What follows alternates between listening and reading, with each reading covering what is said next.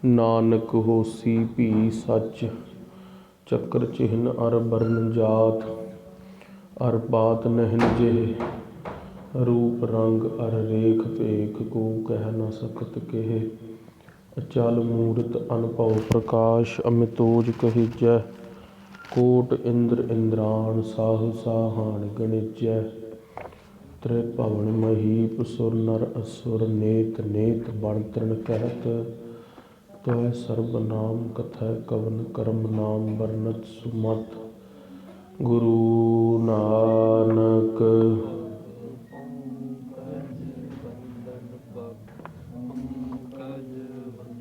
सिमरो अंगद गुरु अमरदास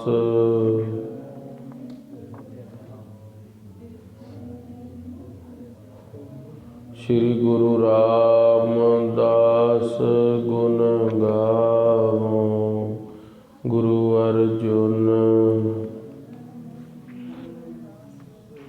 विघ्नन के नाशक श्री हरगोबिंद शुभ सुमत प्रकाशक श्री हर राय नमो कर जो नमो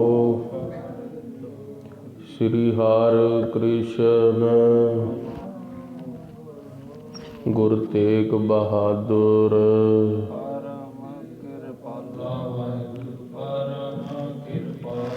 श्री गुरु गोबिंद तरो तरा तर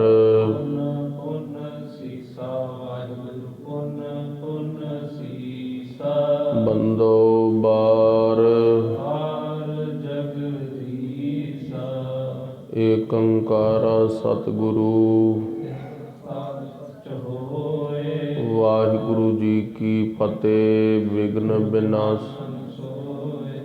गुर का शब्द कमाए जिन जीते पंच विकार तिन संतन को बंदना सिर चरणन पर तार जजन भजन मम खालसा खालसा पूजबे जोग तास गोबिंद फतेह खालसा दरस परस मिटै सोग आत्म रस जो जान ही सो है खालस देव प्रभ मैं मोह मैं तास मैं रंचक नाहन भेव कहाँ बुद्ध प्रभ तुच्छ हमारी हम ना सकत कर सिफत तुम्हारी हम ना सकत कर सिफत तुम्हारी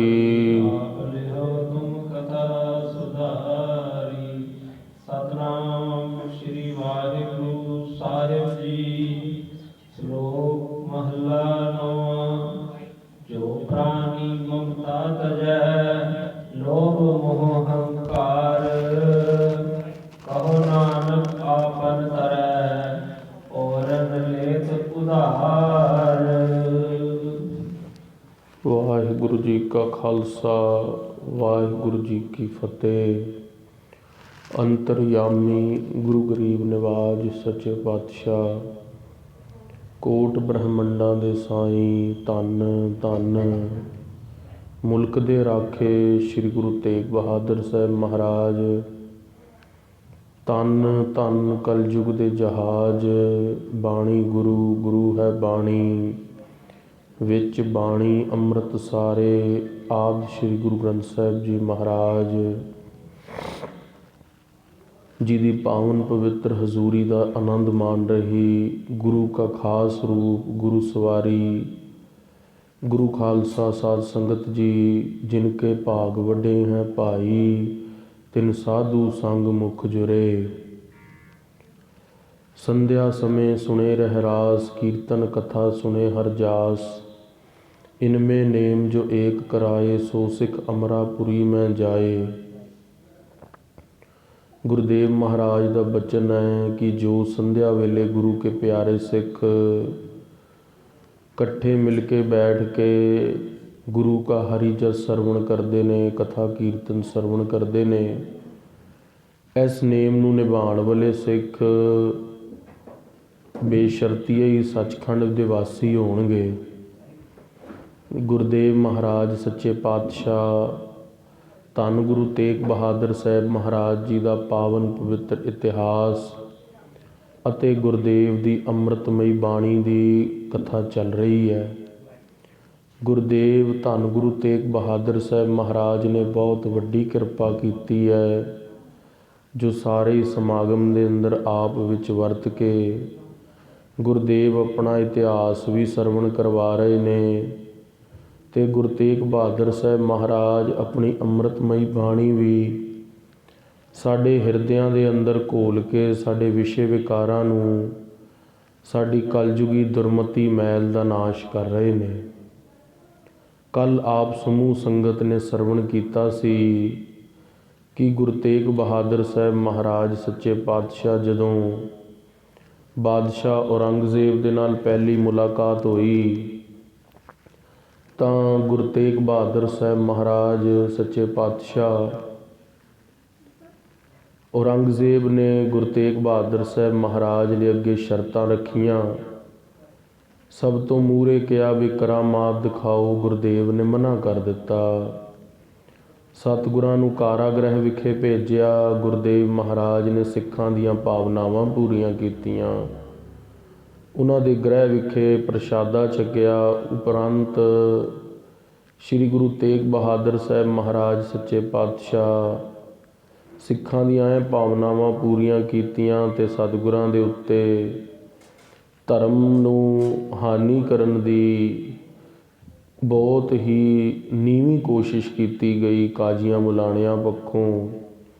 ਉਹਨਾਂ ਨੇ ਸ੍ਰੀ ਗੁਰੂ ਤੇਗ ਬਹਾਦਰ ਸਾਹਿਬ ਮਹਾਰਾਜ ਜੀ ਨੂੰ ਹਲਾਲ ਦਾ ਮਾਸ ਖਵਾਉਣ ਦੀ ਕੋਸ਼ਿਸ਼ ਕੀਤੀ, ਪਰ ਜਿਸ ਦੇਗਚੇ 'ਚ ਮਾਸ ਬਣਾਇਆ ਗਿਆ ਉਹ ਦੇਗਚੇ ਦਾ ਢੱਕਣ ਖੋਲ੍ਹਦੇ ਹੀ ਪੂਰੇ ਦਿੱਲੀ ਦੇ ਅੰਦਰ ਕੁਰਕੁਰ ਕਰਦੇ ਸੂਰ ਫਿਰਨ ਲੱਗ ਪਏ। ਉਹਨਾਂ ਦਾ ਆਪਣਾ ਹੀ ਧਰਮ ਭ੍ਰਸ਼ਟ ਹੋ ਗਿਆ। ਇੱਥੇ ਤੱਕ ਦਾ ਇਤਿਹਾਸ ਤੁਸੀਂ ਸਮੂਹ ਸੰਗਤ ਨੇ ਕੱਲ੍ਹ ਸਰਵਣ ਕੀਤਾ ਸੀ। ਆਓ ਹੁਣ ਮਨ ਚਿੱਤ ਬਿਰਤੀਆਂ ਇਕਾਗਰ ਕਰੀਏ। ਸ੍ਰੀ ਗੁਰੂ ਤੇਗ ਬਹਾਦਰ ਸਾਹਿਬ ਮਹਾਰਾਜ ਦੇ ਚਰਨਾਂ ਦਾ ਧਿਆਨ ਧਰ ਕੇ ਆਖਣਾ ਕਰੀਏ, ਸਤਿਨਾਮ ਵਾਹਿਗੁਰੂ ਸਾਹਿਬ ਜੀ, ਸਤਿਨਾਮ ਵਾਹਿਗੁਰੂ ਸਾਹਿਬ ਜੀ। ਗੁਰੂ ਤੇਗ ਬਹਾਦਰ ਸਾਹਿਬ ਮਹਾਰਾਜ ਸੱਚੇ ਪਾਤਸ਼ਾਹ ਜੀ ਦੇ ਬਾਰੇ ਕਲਗੀਧਰ ਪਾਤਸ਼ਾਹ ਨੇ ਸ੍ਰੀ ਦਸਮ ਗੁਰੂ ਗ੍ਰੰਥ ਸਾਹਿਬ ਦੇ ਅੰਦਰ ਬਚਨ ਲਿਖੇ ਨੇ। ਗੁਰੂ ਤੇਗ ਬਹਾਦਰ ਸਾਹਿਬ ਮਹਾਰਾਜ ਬਾਰੇ ਕਲਗੀਧਰ ਪਾਤਸ਼ਾਹ ਲਿਖਦੇ ਨੇ, ਹੇ ਪਿਤਾ ਗੁਰਦੇਵ, ਜੋ ਵੀ ਸਿੱਖ ਤੁਹਾਨੂੰ ਪ੍ਰੇਮ ਦੇ ਨਾਲ ਯਾਦ ਕਰਦਾ ਹੈ ਉਹ ਸਿੱਖ ਦੇ ਲਈ ਤੁਸੀਂ ਸਹਾਇਤਾ ਦੇ ਲਈ ਤਤਪਰ ਹੀ ਖੜ੍ਹੇ ਹੋ ਜਾਂਦੇ ਹੋ। ਨਾ ਕੇਵਲ ਤੁਸੀਂ ਉਸ ਸਿੱਖ ਦੀ ਸਹਾਇਤਾ ਕਰਦੇ ਹੋ, ਉਸ ਗਰੀਬ ਸਿੱਖ ਨੂੰ ਤੁਸੀਂ ਨਵ ਨਿਧੀ ਅਤੇ 18 ਸਿੱਧੀਆਂ ਵੀ ਦੇ ਦਿੰਦੇ ਹੋ। ਤੇਗ ਬਹਾਦਰ ਸਿਮਰੀਐ ਘਰ ਨੌ ਨਿਧ ਆਵੈ ਧਾਏ, ਸਭ ਥਾਈਂ ਹੋਏ ਸਾਏ। ਹੇ ਗੁਰੂ ਤੇਗ ਬਹਾਦਰ ਸਾਹਿਬ ਮਹਾਰਾਜ, ਜੋ ਤੁਸੀਂ ਸਾਕਾ ਧਰਤੀ 'ਤੇ ਕੀਤਾ ਹੈ ਉਹ ਸਾਕਾ ਅੱਜ ਤੱਕ ਕਿਸੇ ਰਹਿਬਰ ਨੇ ਨਹੀਂ ਕੀਤਾ। ਕਲਗੀਧਰ ਪਾਤਸ਼ਾਹ ਮਹਾਰਾਜ ਲਿਖਦੇ ਨੇ, ਤੇਗ ਬਹਾਦਰ ਸੀ ਕਿਰਿਆ ਕਰੀ ਨਾ ਕਿਨਹੂ ਆਨ। ਗੁਰੂ ਤੇਗ ਬਹਾਦਰ ਸਾਹਿਬ ਮਹਾਰਾਜ ਤੁਹਾਡੇ ਵਰਗੀ ਕਿਰਿਆ ਕਦੇ ਕਿਸੇ ਨੇ ਕੀਤੀ ਨਹੀਂ। ਮਹਾਰਾਜ ਤੁਸੀਂ ਧਰਮ ਬਚਾਉਣ ਦੇ ਲਈ, ਹਿੰਦੂ ਧਰਮ ਬਚਾਉਣ ਦੇ ਲਈ ਆਪਣਾ ਹੀ ਸੀਸ ਬਲਿਦਾਨ ਕਰ ਦਿੱਤਾ। ਅਤੇ ਗੁਰਦੇਵ ਜਦੋਂ ਤੁਸੀਂ ਸੀਸ ਬਲਿਦਾਨ ਕੀਤਾ ਅਤੇ ਧਰਤੀ 'ਤੇ ਹਾਹਾਕਾਰ ਮਚ ਗਈ। ਤੇਗ ਬਹਾਦਰ ਕੇ ਚਲਤ ਭਇਓ ਜਗਤ ਕੋ ਸੋਕ। ਮਹਾਰਾਜ ਧਰਤੀ ਦੇ ਉੱਤੇ ਹੈ ਸਭ ਜਗ ਭਇਓ। ਹਾਹਾਕਾਰ ਮਚ ਗਈ ਪਾਤਸ਼ਾਹ ਧਰਤੀ 'ਤੇ।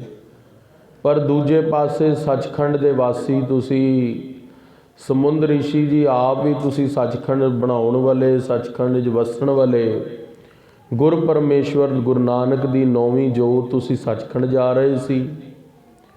ਸਾਰੇ ਹੀ ਦੇਵੀ ਦੇਵਤਾਵਾਂ ਨੇ ਤੁਹਾਡੇ ਉੱਤੇ ਫੁੱਲਾਂ ਦੀ ਵਰਖਾ ਕੀਤੀ ਤੇ ਬੋਲਿਆ ਜੈ ਜੈ ਜੈ ਸੁਰਲੋਕ।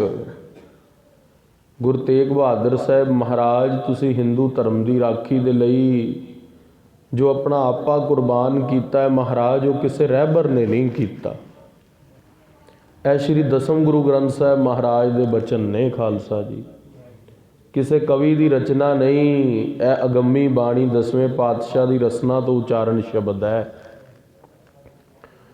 ਗੁਰੂ ਤੇਗ ਬਹਾਦਰ ਸਾਹਿਬ ਮਹਾਰਾਜ ਦਿੱਲੀ ਵਿਖੇ ਕਾਰਾਗ੍ਰਹਿ ਵਿੱਚ ਕੈਦ ਨੇ ਤੇ ਜਿਹੜੀ ਦੇਗਚੇ ਚੋਂ ਸੂਰ ਨਿਕਲਣ ਵਾਲੀ ਗੱਲ ਹੈ ਉਹ ਪਤਾ ਲੱਗਦੀ ਹੈ ਔਰੰਗਜ਼ੇਬ ਨੂੰ।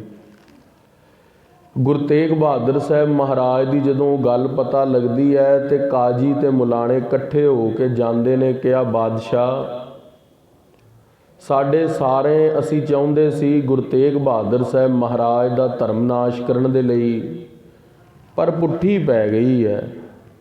ਗੁਰੂ ਤੇਗ ਬਹਾਦਰ ਸਾਹਿਬ ਨੂੰ ਜਿਸ ਦੇਗਚੇ ਦੇ ਅੰਦਰ ਅਸੀਂ ਇਕੱਠਾ ਕਰਕੇ ਮਾਸ ਛਕਾਉਣ ਲੱਗੇ ਸੀ, ਉਸ ਦੇ ਅੰਦਰੋਂ ਸੂਰ ਨਿਕਲੇ ਨੇ, ਪੂਰੇ ਦਿੱਲੀ 'ਚ ਘੁਰ-ਘੁਰ ਕਰ ਰਹੇ ਨੇ। ਬਾਦਸ਼ਾਹ ਤੈਨੂੰ ਕੀ ਦੱਸੀਏ, ਤੈਨੂੰ ਕੀ ਦੱਸੀਏ? ਜਿਹੜੇ ਉਹ ਸੂਰ ਘੁੰਮ ਰਹੇ ਨੇ ਦਿੱਲੀ ਦੇ ਅੰਦਰ, ਉਹਨਾਂ ਨੇ ਤੁਰਕਾਂ ਦੀਆਂ ਕੱਪੜਿਆਂ ਦੇ ਨਾਲ ਛੂਹ ਲਿਆ, ਸਾਡੇ ਕੱਪੜੇ ਅਪਵਿੱਤਰ ਹੋ ਗਏ ਨੇ ਕਾਜੀਆਂ ਦੇ। ਬਾਦਸ਼ਾਹ ਤੈਨੂੰ ਕਿੱਥੇ ਤੱਕ ਦੱਸੀਏ? ਉਹ ਸੂਰਾਂ ਨੇ ਸਾਡੇ ਖਾਣ ਵਾਲੀ ਵਸਤੂਆਂ ਦੇ ਅੰਦਰੋਂ ਨਿਕਲ ਕੇ ਗਏ ਨੇ, ਸਾਡੇ ਅਸੀਂ ਕੱਪੜੇ ਬਦਲ ਬਦਲ ਕੇ ਥੱਕ ਗਏ ਹਾਂ, ਪਰ ਸਾਡੀ ਅਪਵਿੱਤਰਤਾ ਦੂਰ ਨਹੀਂ ਹੁੰਦੀ। ਗੁਰੂ ਤੇਗ ਬਹਾਦਰ ਸਾਹਿਬ ਮਹਾਰਾਜ ਸੱਚੇ ਪਾਤਸ਼ਾਹ ਨੇ ਪਤਾ ਨਹੀਂ ਕੀ ਖੇਡ ਵਰਤਾਈ ਹੈ। ਔਰੰਗਜ਼ੇਬ ਆਪਣੇ ਦੋ ਐਦੀਆਂ ਨੂੰ ਬੋਲਦਾ ਹੈ, ਆਵਾਜ਼ ਘੱਟ ਕਰੋ ਵਿਸਲ ਕਰਦੀ। ਔਰੰਗਜ਼ੇਬ ਆਪਣੇ ਦੋ ਐਦੀਆਂ ਨੂੰ ਜਾ ਕੇ ਬੋਲਦਾ ਹੈ। ਔਰੰਗਜ਼ੇਬ ਕਹਿੰਦਾ ਹੈ ਵੀ ਜਾ ਕੇ ਗੁਰੂ ਤੇਗ ਬਹਾਦਰ ਸਾਹਿਬ ਮਹਾਰਾਜ ਦੀ ਜਿਹੜੀ ਕੈਦ ਹੈ ਨਾ, ਉਹਨੂੰ ਥੋੜ੍ਹੀ ਸਖਤ ਕਰੋ, ਉਸਨੂੰ ਸਖਤ ਕਰੋ। ਹਾਂ ਹੁਣ ਠੀਕ ਹੈ ਬਸ। ਉਸ ਸਖਤ ਕਰਨ ਦੇ ਨਾਲ ਸ਼ਾਇਦ ਗੁਰੂ ਤੇਗ ਬਹਾਦਰ ਸਾਹਿਬ ਮਹਾਰਾਜ ਭੈ ਮੰਨਣ ਲੱਗ ਜਾਣ, ਡਰ ਮੰਨਣ ਲੱਗ ਜਾਣ। ਸ਼੍ਰੀ ਗੁਰੂ ਤੇਗ ਬਹਾਦਰ ਸਾਹਿਬ ਮਹਾਰਾਜ ਕੋਲ ਉਹ ਦੋ ਕਾਜੀ ਜਿਹੜੇ ਐਦੀਏ ਨੇ, ਉਹ ਇਕੱਠੇ ਹੋ ਕੇ ਜਾਂਦੇ ਨੇ ਤੇ ਕਿਹਾ, ਜਦੋਂ ਗੁਰੂ ਤੇਗ ਬਹਾਦਰ ਸਾਹਿਬ ਕੋਲ ਪਹੁੰਚਦੇ ਨੇ, ਅੰਦਰ ਗੁਰਦੇਵ ਕਾਰਾਗ੍ਰਹਿ 'ਚ ਨੇ। ਗੁਰਦੇਵ ਮਹਾਰਾਜ ਉੱਦਾਂ ਹੀ ਬੰਦ ਕੀਤੇ ਹੋਏ ਨੇ, ਨਜ਼ਰਬੰਦ ਕੀਤੇ ਹੋਏ ਨੇ, ਪੰਜਾਂ ਸਿੰਘਾਂ ਨੂੰ ਕੈਦ ਕੀਤਾ ਹੋਇਆ ਤੇ ਗੁਰੂ ਤੇਗ ਬਹਾਦਰ ਸਾਹਿਬ ਨੂੰ ਆ ਕੇ ਉਹ ਦੋਨੋਂ ਐਦੀਏ ਮੱਥਾ ਟੇਕਦੇ ਨੇ। ਉਹ ਕਹਿੰਦੇ ਮਹਾਰਾਜ ਅਸੀਂ ਜਾਣਦੇ ਹਾਂ ਕਿ ਤੁਸੀਂ ਅਨੰਤ ਕਲਾ ਸੰਪੂਰਨ ਹੋ, ਕਿਉਂਕਿ ਕਾਜੀ ਤੇ ਮੁਲਾਣਿਆਂ ਨੇ ਇਹ ਗੱਲ ਦੇਖ ਲਈ ਸੀ ਗੁਰੂ ਸਾਹਿਬ ਮਹਾਰਾਜ ਦਾ ਇੱਕ ਸਰੂਪ ਪ੍ਰਸ਼ਾਦਾ ਛਕਣ ਜਾ ਰਿਹਾ, ਦੂਸਰਾ ਗੁਰੂ ਤੇਗ ਬਹਾਦਰ ਸਾਹਿਬ ਮਹਾਰਾਜ ਦਾ ਸਰੂਪ ਕਾਰਾਗ੍ਰਹਿ 'ਚ ਹੈ। ਉਹ ਕਹਿੰਦੇ ਮਹਾਰਾਜ ਉਹਨਾਂ ਦੇ ਨਜ਼ਰਾਂ 'ਤੇ ਸ਼ਰ੍ਹਾ ਦੀ ਪੱਟੀ ਬੰਨੀ ਹੈ, ਉਹ ਲੋਕ ਅੰਨੇ ਨੇ ਪਰ ਅਸੀਂ ਅੰਨੇ ਨਹੀਂ। ਮਹਾਰਾਜ ਅਸੀਂ ਬੜੀ ਮਾਫੀ ਚਾਹੁੰਦੇ ਹਾਂ, ਸਾਨੂੰ ਹੁਕਮ ਹੋਇਆ ਕਿ ਤੁਹਾਡੀ ਜੋ ਕਾਰਾਗ੍ਰਹਿ ਦੇ ਅੰਦਰ ਜਿਹੜਾ ਪਹਿਰੇਦਾਰੀ ਹੈ ਉਸ ਦੇ ਉੱਤੇ ਹੋਰ ਕਰੜਾਈ ਕੀਤੀ ਜਾਵੇ। ਕਿਹਾ ਮਹਾਰਾਜ ਐਸੀ ਨਹੀਂ ਗੱਲ ਦਿਲੋਂ ਚਾਹੁੰਦੇ, ਅਸੀਂ ਜਾਣਦੇ ਹਾਂ ਤੁਸੀਂ ਅਨੰਤ ਕਲਾ ਹੋ, ਤੁਸੀਂ ਸਰਬ ਕਲਾ ਸਮਰੱਥ ਹੋ, ਪਰ ਸਾਡੀ ਨੌਕਰੀ ਹੈ, ਜੇ ਅਸੀਂ ਤੁਹਾਨੂੰ ਆਜ਼ਾਦ ਕਰਦੇ ਹਾਂ ਸਾਡਾ ਪਰਿਵਾਰ ਮਾਰ ਦੇਗਾ ਔਰੰਗਜ਼ੇਬ, ਔਰ ਜੇ ਅਸੀਂ ਤੁਹਾਡੀ ਪਾਬੰਦੀ ਨੂੰ ਹੋਰ ਵਧਾਉਂਦੇ ਹਾਂ ਸਾਡਾ ਜ਼ਮੀਰ ਨਹੀਂ ਮੰਨਦਾ, ਕਿਉਂਕਿ ਤੁਸੀਂ ਨਿਰਦੋਸ਼ ਹੋ ਔਰ ਤੁਸੀਂ ਸਾਡੇ ਸਾਹਮਣੇ ਜੋ ਅਨੰਤ ਕਲਾਵਾਂ ਕਰ ਰਹੇ ਹੋ ਉਹ ਅਸੀਂ ਦੇਖ ਰਹੇ ਹਾਂ। ਗੁਰੂ ਤੇਗ ਬਹਾਦਰ ਸਾਹਿਬ ਸਾਨੂੰ ਮਾਫ ਕਰ ਦਿਓ। ਮਹਾਰਾਜ ਕਹਿੰਦੇ ਵੀ ਇਸ ਗੱਲ ਦਾ ਸਾਨੂੰ ਕਤਈ ਵੀ ਕੋਈ ਰੋਸ਼ ਨਹੀਂ, ਤੁਸੀਂ ਆਪਣੀ ਡਿਊਟੀ ਜਿਵੇਂ ਨਿਭਾ ਰਹੇ ਹੋ ਉਵੇਂ ਨਿਭਾਓ, ਸਾਨੂੰ ਕੋਈ ਫਰਕ ਨਹੀਂ।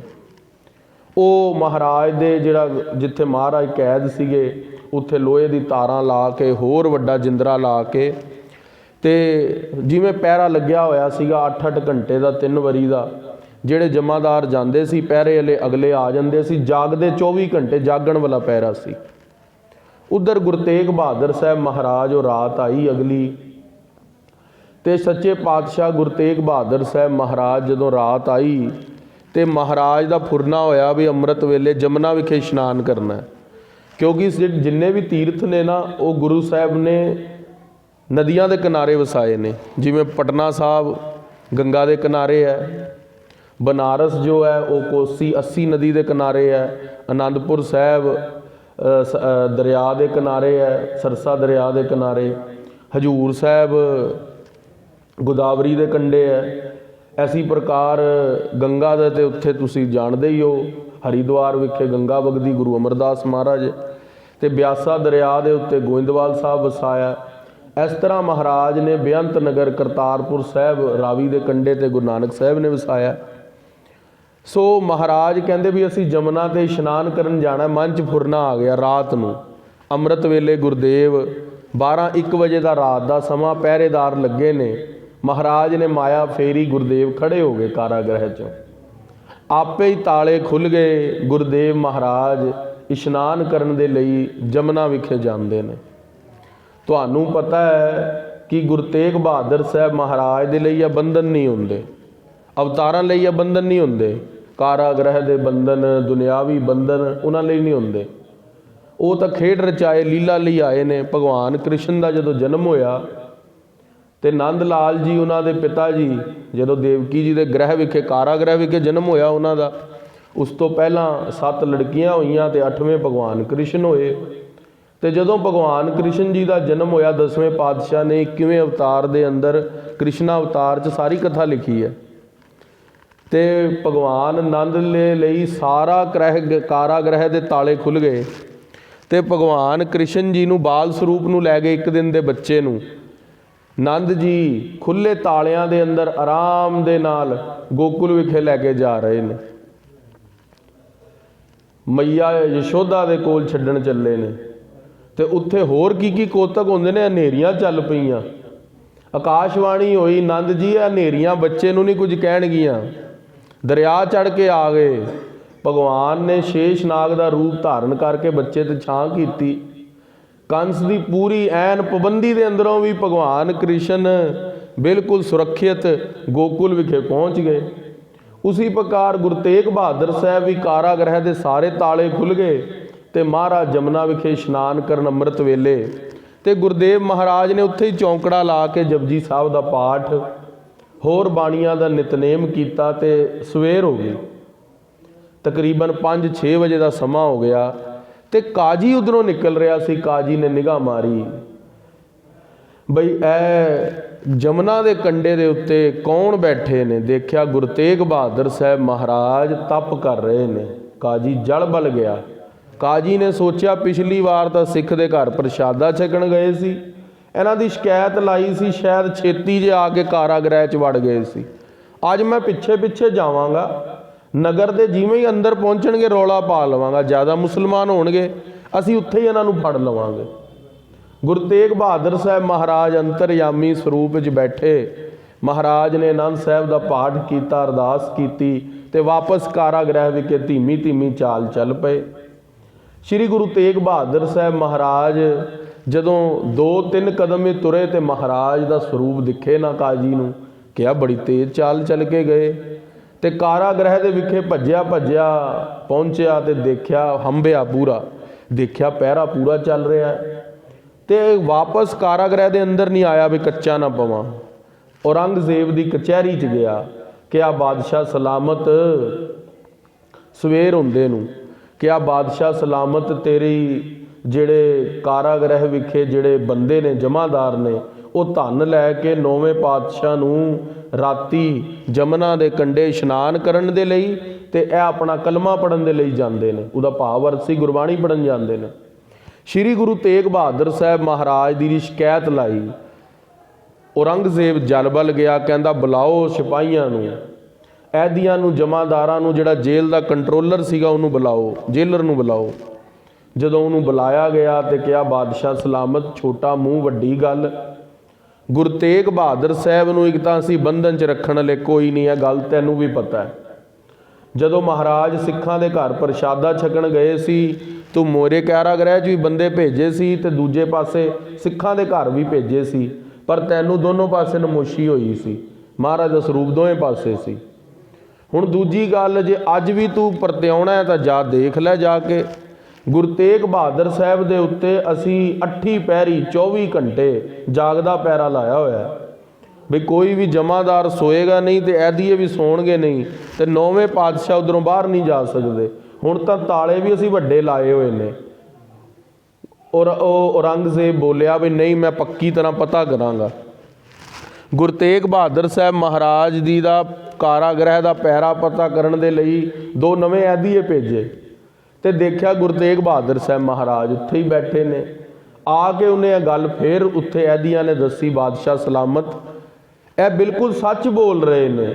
ਗੁਰੂ ਤੇਗ ਬਹਾਦਰ ਸਾਹਿਬ ਆਪਣੇ ਸਿੰਘਾਂ ਦੇ ਨਾਲ ਕਾਰਾਗ੍ਰਹਿ 'ਚ ਕੈਦ ਨੇ, ਤੇ ਆਪੋ ਆਪਣੀ ਜਗ੍ਹਾ ਕੁਝ ਮੂੰਹ ਤੋਂ ਉਚਾਰਨ ਕਰ ਰਹੇ ਨੇ। ਧੀਮੀ ਧੀਮੀ ਧੁਨੀ ਦੇ ਨਾਲ, ਪੂਰੀ ਆਵਾਜ਼ ਨਹੀਂ ਸਮਝ ਆਉਂਦੀ। ਆਖਣਾ ਕਰੋ ਸਤਨਾਮ। ਗੁਰੂ ਤੇਗ ਬਹਾਦਰ ਸਾਹਿਬ ਮਹਾਰਾਜ ਸਵਾਸੀ ਸਿਮਰਨ ਚੱਲ ਰਿਹਾ, ਗੁਰਬਾਣੀ ਪੜ੍ਹ ਰਹੇ ਨੇ। ਗੁਰੂ ਤੇਗ ਬਹਾਦਰ ਸਾਹਿਬ ਮਹਾਰਾਜ ਦੀ ਸ਼ਿਕਾਇਤ ਲਗਾਉਂਦਾ, ਤੇ ਕਾਜੀ ਮੁਲਾਣਿਆਂ ਦੇ ਅੰਦਰ ਆਪਸ ਦੇ ਅੰਦਰ ਕਹਿੰਦਾ ਵੀ ਮਹਾਰਾਜ ਦੀ ਹੋਰ ਸਖਤਾਈ ਵਧਾਓ, ਹੋਰ ਇਹਨਾਂ ਦੇ ਉੱਤੇ ਕੋਈ ਐਸਾ ਕਰੋ ਕੰਮ ਕਿ ਇਹਨਾਂ ਨੂੰ ਥੋੜਾ ਡਰ ਪਵੇ, ਵੀ ਸਾਡਾ ਕੋਈ ਡਰ ਹੀ ਨਹੀਂ ਹੈ ਇਹਨਾਂ ਨੂੰ। ਔਰੰਗਜ਼ੇਬ ਦੇ ਕਹੇ ਦੇ ਉੱਤੇ ਹੋਰ ਸਖਤਾਈ ਵਧਾਈ ਗਈ। ਕਾਰਾਗ੍ਰਹਿ ਦੇ ਅੰਦਰ ਮਹਾਰਾਜ ਜਿੱਥੇ ਇੱਕ ਪਿੰਜਰੇ 'ਚ ਕੈਦ ਸੀ, ਦੂਜਾ ਪਿੰਜਰਾ ਹੋਰ ਬਣਾ ਦਿੱਤਾ ਬਾਹਰ, ਜਦ ਕਿ ਜਾਣਦੇ ਨੇ ਗੁਰੂ ਤੇਗ ਬਹਾਦਰ ਸਾਹਿਬ ਨੂੰ ਕੈਦ ਨਹੀਂ ਕਰ ਸਕਦੇ। ਬੰਧਨ ਕੱਟਣ ਹਾਰ ਨੂੰ ਵੀ ਕੋਈ ਕੈਦ ਕਰ ਸਕਦਾ ਹੈ। ਜੋ ਆਪ ਦੁਨੀਆ ਦੇ ਜੰਜਾਲਾਂ ਦੇ ਬੰਧਨ ਕੱਟਣ ਆਏ ਨੇ, ਉਹਨਾਂ ਨੂੰ ਕੈਦ ਕਰਨ ਨੂੰ ਫਿਰਦੇ ਨੇ। ਸ਼੍ਰੀ ਗੁਰੂ ਤੇਗ ਬਹਾਦਰ ਸਾਹਿਬ ਮਹਾਰਾਜ ਸੱਚੇ ਪਾਤਸ਼ਾਹ ਦੇ ਉੱਤੇ ਉਹ ਜਮਾਦਾਰ ਨੇ ਮਾਫੀ ਮੰਗੀ, ਤੇ ਫੇਰ ਕਾਜੀ ਬੋਲਿਆ ਇੱਕ ਦਿਨ ਔਰੰਗਜ਼ੇਬ ਨੂੰ, ਕਿਹਾ ਗੁਰੂ ਤੇਗ ਬਹਾਦਰ ਸਾਹਿਬ ਐਵੇਂ ਈਨ ਨਹੀਂ ਮੰਨਣਗੇ। ਇੱਕ ਵਾਰੀ ਜਾ ਕੇ ਗੁਰੂ ਤੇਗ ਬਹਾਦਰ ਸਾਹਿਬ ਮਹਾਰਾਜ ਨੂੰ ਮੌਤ ਦਾ ਡਰਾਵਾ ਦਿੱਤਾ ਜਾਏ। ਤੇ ਕਾਜੀ ਤੇ ਮੁਲਾਣਿਆਂ ਨੇ ਜੋ ਬਹੁਤ ਸਖਤ ਅਫਸਰ ਸੀਗੇ ਉਹਨਾਂ ਨੂੰ ਬੁਲਾਇਆ, ਕਿਹਾ ਤੁਸੀਂ ਗੁਰੂ ਤੇਗ ਬਹਾਦਰ ਸਾਹਿਬ ਮਹਾਰਾਜ ਨਾਲ ਜਾ ਕੇ ਕੌੜੀ ਗੱਲ ਕਰਨੀ ਹੈ। ਇੱਕ ਤਾਂ ਕੋਈ ਸਾਡੇ ਘਰ ਗੱਲ ਕਰਨ ਆਵੇ ਨਾ, ਇੱਕ ਤਾਂ ਗੱਲ ਕਰਦਾ ਕੋਈ ਪਿਆਰ ਨਾਲ, ਇੱਕ ਜਦੋਂ ਕੋਈ ਕੌੜੀ ਜੀ ਗੱਲ ਕਰਦਾ ਉਸ ਦੀ ਗੱਲ ਅਸੀਂ ਜਿਹੜਾ ਇਕਾਗਰ ਚਿੱਤ ਹੋ ਕੇ ਸੁਣਦੇ ਹਾਂ ਵੀ ਉਹਨੇ ਕੀ ਕਿਹਾ ਸਾਨੂੰ। ਕੌੜੀ ਗੱਲ ਕਰਨ ਵਾਲਾ ਬੰਦਾ ਆਪਣਾ ਤਾਂ ਮੰਗ ਭੰਗ ਕਰਦਾ ਹੀ ਹੈ, ਦੂਜੇ ਦਾ ਵੀ ਮਨ ਭੰਗ ਕਰ ਦਿੰਦਾ। ਤੇ ਉਹਨੇ ਕਿਹਾ ਵੀ ਤੂੰ ਜਾ ਕੇ ਗੁਰੂ ਤੇਗ ਬਹਾਦਰ ਸਾਹਿਬ ਮਹਾਰਾਜ ਦੇ ਨਾਲ ਗੱਲ ਤਕੜੇ ਤਰੀਕੇ ਦੇ ਨਾਲ ਕਰ, ਉਹਨਾਂ ਨੂੰ ਕਹਿ ਸੀ ਤੁਹਾਨੂੰ ਮੌਤ ਦੀ ਸਜ਼ਾ ਦੇਵਾਂਗੇ। ਇਹ ਗੱਲ ਸੁਣੀ ਦੋਨੋਂ ਅਫਸਰ ਉਸ ਕਾਰਾਗ੍ਰਹਿ ਦੇ ਵਿਖੇ ਪਹੁੰਚ ਗਏ ਜਿੱਥੇ ਸੱਚੇ ਪਾਤਸ਼ਾਹ ਕੈਦ ਹੈ।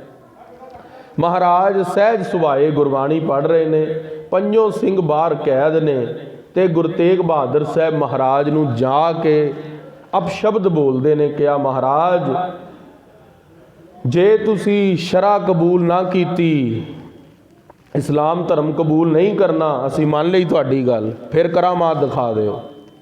ਜੇ ਕਰਾਮਾਤ ਨਹੀਂ ਦਿਖਾਣੀ ਫਿਰ ਮੌਤ ਦੇ ਲਈ ਤਿਆਰ ਹੋ ਜਾਓ, ਅਸੀਂ ਤੁਹਾਨੂੰ ਫਤਵਾ ਸੁਣਾਵਾਂਗੇ। ਸਾਡੇ ਕਾਜੀ ਮੁਲਾਣੇ ਬਹੁਤ ਸਖਤ ਨੇ, ਤੁਸੀਂ ਇਸ ਗੱਲ ਦਾ ਧਿਆਨ ਰੱਖਣਾ। ਗੁਰੂ ਤੇਗ ਬਹਾਦਰ ਸਾਹਿਬ ਮਹਾਰਾਜ ਸ਼ਾਂਤ ਸਰੂਪ ਬੈਠੇ, ਕੋਈ ਜਵਾਬ ਨਾ ਦਿੱਤਾ। ਭਾਈ ਮਤੀ ਦਾਸ ਜੀ ਦੂਰ ਖਲੋਤੇ ਸੁਣ ਰਹੇ ਨੇ, ਤੇ ਦੂਸਰੀ ਵਾਰੀ ਉਹ ਬੋਲਿਆ ਅਫਸਰ, ਕਿਹਾ ਵੀ ਜੇ ਤੁਹਾਡੇ 'ਚ ਕੋਈ ਕਰਾਮਾਤ ਨਹੀਂ, ਤੁਸੀਂ ਕਿਉਂ ਆਪਣੀ ਜਾਨ ਗਵਾ ਰਹੇ ਹੋ। ਭਾਈ ਮਤੀ ਦਾਸ ਨੂੰ ਬਹੁਤ ਗੁੱਸਾ ਆਇਆ। ਭਾਈ ਮਤੀ ਦਾਸ ਜੀ ਹੱਥਾਂ ਦੇ ਅੰਦਰ ਜੰਜੀਰਾਂ ਬੰਨੀਆਂ ਨੇ, ਪੈਰਾਂ 'ਚ ਡੰਡੇ ਪਾਏ ਹੋਏ ਨੇ ਵੱਡੇ ਵੱਡੇ, ਲੋਹਾ ਸਰੀਰ ਤੇ ਪਾਇਆ, ਸਰੀਰ ਨੂੰ ਲੋਹੇ ਦੇ 'ਚ ਮੜਿਆ ਪਿਆ, ਕਾਰਾਗ੍ਰਹਿ 'ਚ ਕੈਦ ਕੀਤੇ ਨੇ ਨਾ ਸਿੰਘ ਸਾਰੇ। ਤੇ ਆ ਕੇ ਭਾਈ ਮਤੀ ਦਾਸ ਦੇ ਸਿੰਘ ਦੇ ਮੂਹਰੇ ਆ ਗਏ ਅਫਸਰ ਦੇ, ਤੇ ਬਚਨ ਕਿਹਾ ਭਾਈ ਮਤੀ ਦਾਸ ਨੇ, ਕਿਹਾ ਕਿਹਨੂੰ ਕਹਿੰਦਾ ਤਾਕਤ ਨਹੀਂ ਹੈ, ਮੇਰੇ ਨਾਲ ਗੱਲ ਕਰ, ਤੁਹਾਡੇ ਤੁਰਕਾਂ ਦੀਆਂ ਜੜ੍ਹਾਂ ਉਖੇੜ ਕੇ ਰੱਖ ਦੇਵਾਂਗੇ, ਨਖੇਧ ਦੇਵਾਂਗੇ ਤੁਹਾਨੂੰ ਦਿੱਲੀ ਦੇ ਅੰਦਰੋਂ। ਜਿੱਥੋਂ ਤੁਹਾਡਾ ਰਾਜ ਆਇਆ ਨਾ, ਉਹ ਸਾਰਾ ਰਾਜ ਤੁਹਾਡਾ ਉਧਰੋਂ ਜੜ ਤੋਂ ਹੀ ਖਤਮ ਕਰ ਦੇਵਾਂਗੇ। ਗੁਰੂ ਤੇਗ ਬਹਾਦਰ ਸਾਹਿਬ ਸ਼ਾਂਤ ਸਰੂਪ ਸੁਣ ਰਹੇ ਨੇ। ਭਾਈ ਮਤੀ ਦਾਸ ਦੀ ਗੱਲ ਸੁਣ ਕੇ ਉਹ ਅਫਸਰ ਗੁਰੂ ਤੇਗ ਬਹਾਦਰ ਸਾਹਿਬ ਨਾਲ ਗੱਲ ਛੱਡ ਕੇ ਭਾਈ ਮਤੀ ਦਾਸ ਵੱਲ ਆ ਗਏ। ਕਿਹਾ ਜੇ ਮੇਰੇ ਗੁਰੂ ਹੁਕਮ ਦੇਣ, ਤੁਹਾਡੀ ਦਿੱਲੀ ਦੀ ਇੱਟ ਨਾਲ ਇੱਟ ਖੜਕਾ ਦਈਏ, ਦਿੱਲੀ ਨੂੰ ਪੁੱਠੀ ਕਰ ਦਈਏ, ਲਾਹੌਰ ਨੂੰ ਵੀ ਪੁੱਠਾ ਕਰਕੇ ਦੋਨਾਂ ਨੂੰ ਆਪਸ ਵਿੱਚ ਭਿੜਾ ਦਈਏ, ਇੰਨੀ ਤਾਕਤ ਮੈਂ ਰੱਖਦਾ।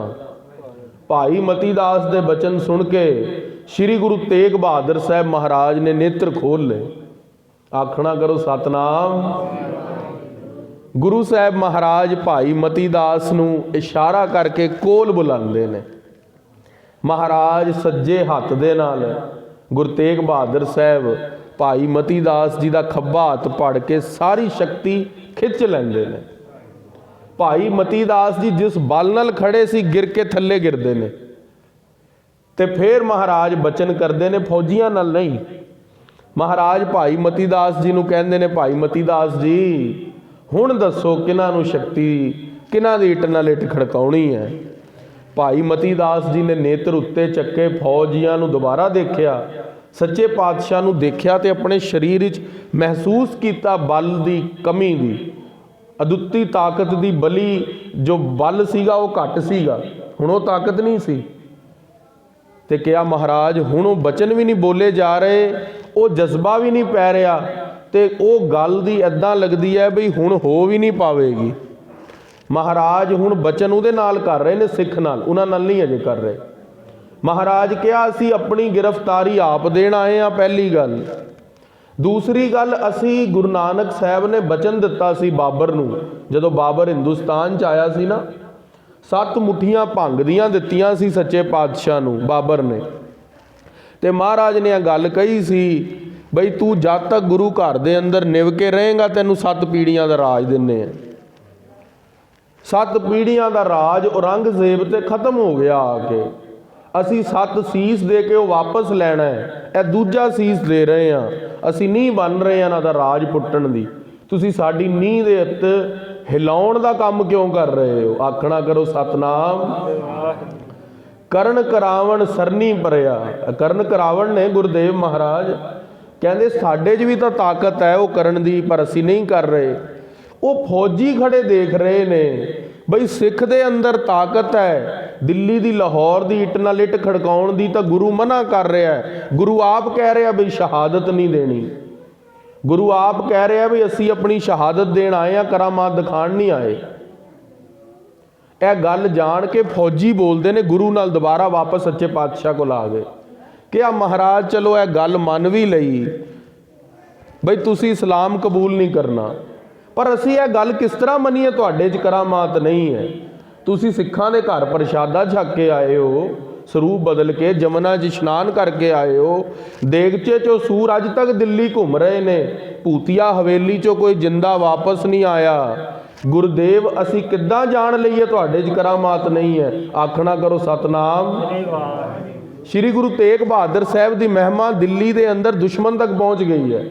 ਜਦੋਂ ਮਹਿਮਾ ਦੁਸ਼ਮਣ ਤੱਕ ਪਹੁੰਚ ਜੇ ਤੇ ਸਮਝ ਲਓ ਵੀ ਗੱਲ ਦੇ ਅੰਦਰ ਸੱਚਾਈ ਹੈ। ਹੁਣ ਅੰਦੋਲਨ ਚੱਲਿਆ ਨਾ ਕਿਸਾਨਾਂ ਦਾ, ਤੇ ਦਿੱਲੀ ਦਰਬਾਰ ਦੇ ਅੰਦਰ ਵੀ ਗੱਲ ਪਹੁੰਚੀ ਹੈ, ਤਾਂ ਹੀ ਸਿਮ ਬੰਦ ਹੋਏ ਨੇ ਨਾ 1.25 ਕਰੋੜ। ਗੱਲ ਪਹੁੰਚੀ ਹੈ, ਗੱਲ ਪਹੁੰਚੀ, ਬਾਹਰ ਆਈ ਹੈ, ਇਹਦਾ ਮਤਲਬ ਗੱਲ 'ਚ ਸੱਚਾਈ ਹੈ। ਜਿਹੜੀ ਗੱਲ 'ਚ ਸੱਚਾਈ ਹੈ ਉਹ ਤਾਂ ਬੋਲੇਗੀ ਬੋਲੇਗੀ।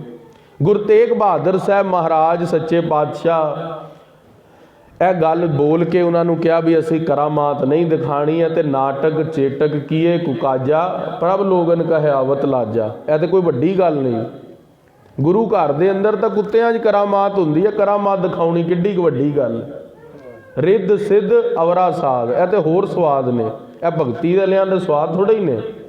ਸ਼੍ਰੀ ਗੁਰੂ ਤੇਗ ਬਹਾਦਰ ਸਾਹਿਬ ਮਹਾਰਾਜ ਦੇ ਬਚਨ ਸੁਣ ਕੇ, ਮਹਾਰਾਜ ਦੇ ਬਚਨ ਸਰਵਣ ਕਰਕੇ ਉਹ ਫੌਜੀ ਵਾਪਸ ਔਰੰਗਜ਼ੇਬ ਕੋਲ ਗਏ ਤੇ ਕਿਹਾ ਬਾਦਸ਼ਾਹ ਸਲਾਮਤ, ਤੂੰ ਗਲਤ ਜਗ੍ਹਾ ਜ਼ੋਰ ਅਜ਼ਮਾ ਰਹੇ ਹੈ। ਗੁਰੂ ਤੇਗ ਬਹਾਦਰ ਸਾਹਿਬ ਨਾ ਹੀ ਤੇਰੇ ਪੈਸਿਆਂ ਤੇ ਜਗੀਰਾਂ ਤੇ ਹੂਰਾਂ ਤੇ ਗਿਰਨ ਵਾਲੇ ਨਹੀਂ ਨੇ, ਨਾ ਹੀ ਉਹ ਤੂੰ ਜਾਣਦਾ ਹੋਵੇਂ ਕਿਤੇ ਮਤਾ ਗੁਰੂ ਤੇਗ ਬਹਾਦਰ ਸਾਹਿਬ ਕਰਾਮਾਤ ਦਿਖਾ ਦੇਣਗੇ। ਅਸੀਂ ਤੇ ਉਹਦੇ ਸਿੱਖ ਨੂੰ ਸੁਣ ਕੇ ਆਏ ਹਾਂ, ਉਹਦਾ ਸਿੱਖ ਕਹਿੰਦਾ ਸੀ ਮੈਂ ਲਾਹੌਰ ਦੀ ਇੱਟ ਨਾਲ ਇੱਟ ਖੜਕਾ ਦਿਆਂਗਾ।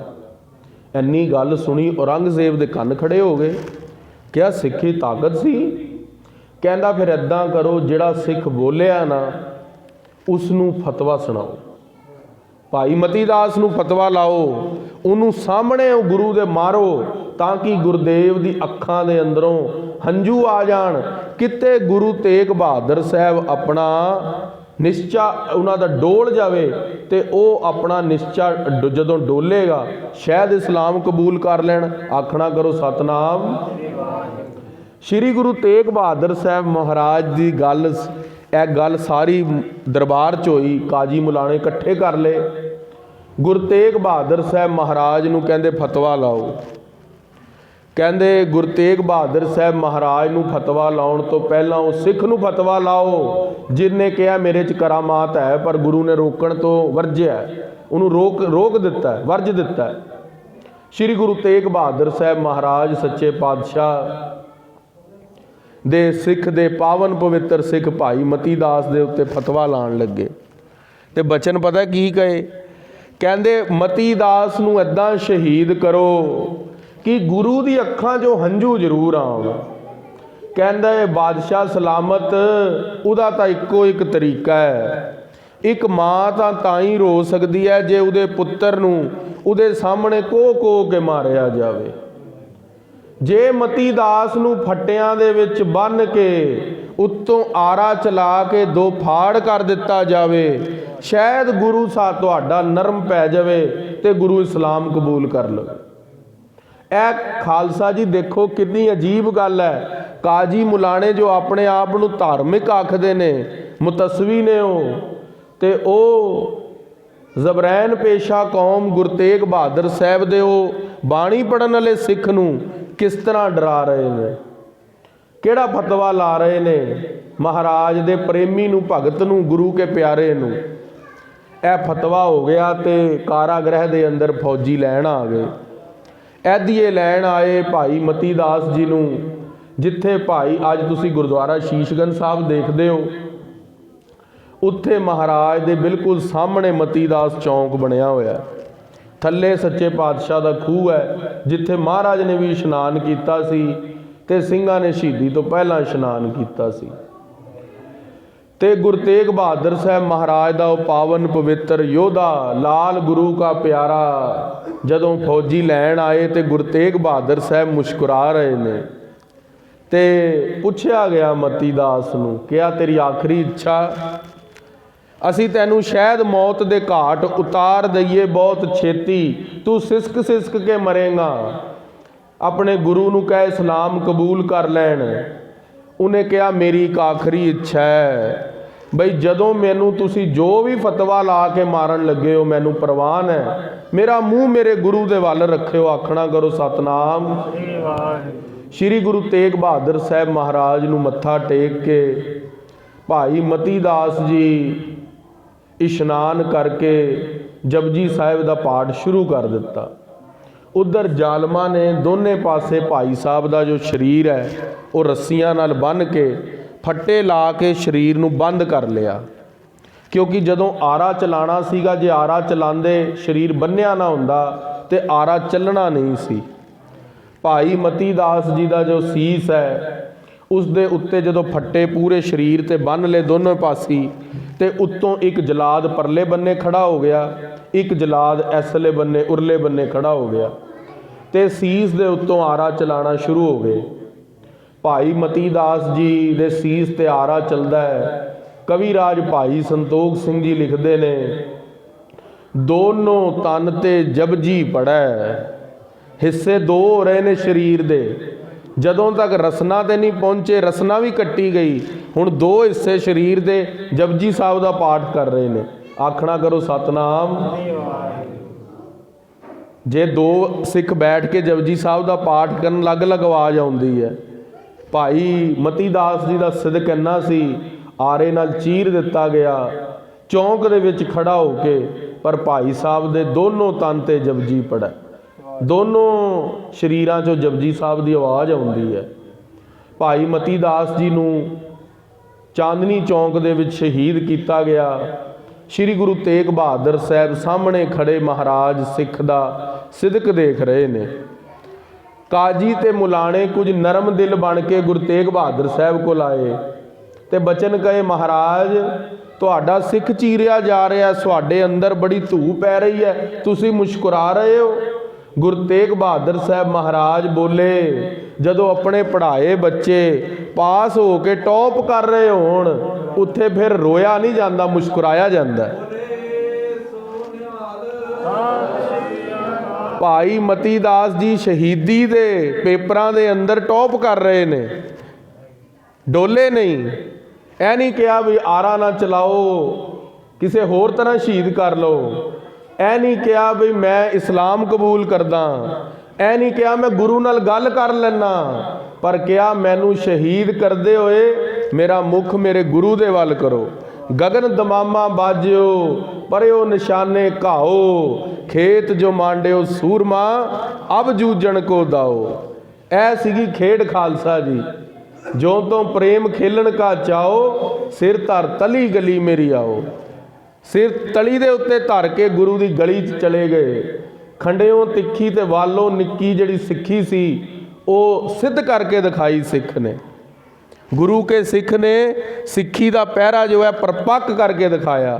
ਆਉਣ ਵਾਲੀ ਕੌਮਾਂ ਦੇ ਲਈ, ਆਉਣ ਵਾਲੇ ਬੱਚਿਆਂ ਦੇ ਲਈ ਇਹ ਨਸੀਹਤ ਦਿੱਤੀ ਬਈ ਸਿਰ ਜਾਵੇ ਤਾਂ ਜਾਵੇ, ਮੇਰਾ ਸਿੱਖੀ ਸਿਦਕ ਨਾ ਜਾਵੇ।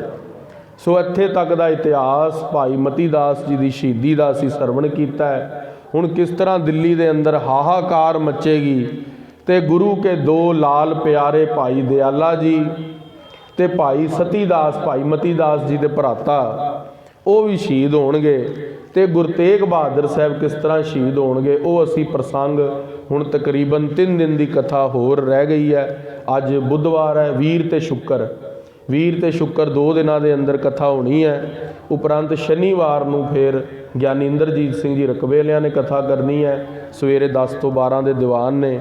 ਸੰਗਤ ਨੂੰ ਬੇਨਤੀ ਹੈ ਹਾਜ਼ਰੀ ਸਮੇਂ ਸਿਰ ਭਰੀਏ। ਆਓ ਹੁਣ 5-7 ਮਿੰਟ ਲਈ ਗੁਰੂ ਤੇਗ ਬਹਾਦਰ ਸਾਹਿਬ ਮਹਾਰਾਜ ਦੇ ਸ਼ਲੋਕਾਂ ਦੀ ਕਥਾ, 20 ਸ਼ਲੋਕ ਕੱਲ ਸੰਪੂਰਨ ਹੋ ਗਏ ਸੀ। ਆਓ ਅੱਜ ਅੱਗੇ ਸ਼ਲੋਕ ਕਰ ਲਈਏ। ਸਤਨਾਮ ਸ੍ਰੀ ਵਾਹਿਗੁਰੂ ਸਾਹਿਬ ਜੀ।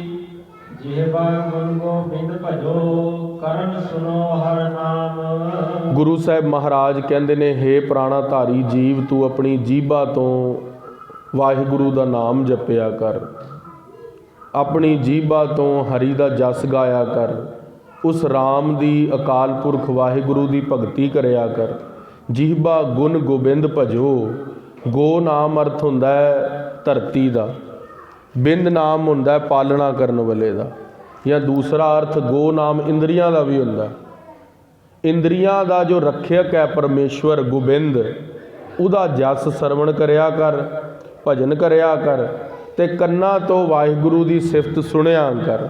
ਬਹਿ ਕੇ ਸੰਗਤ ਦੇ ਅੰਦਰ ਹਰੀ ਦਾ ਜਸ ਕੀਰਤਨ ਨਾਮ ਸਿਮਰਨ ਸੁਣਿਆ ਕਰ। ਰਸਨਾ ਗੁਣ ਗੋਪਾਲ ਨਿਦ ਗਾਇਣ, ਸ਼ਾਂਤ ਸਹਿਜ ਰਹਿਸ ਮਨ ਉਪਜਿਓ, ਸਗਲੇ ਦੁਖ ਪਲਾਇਣ।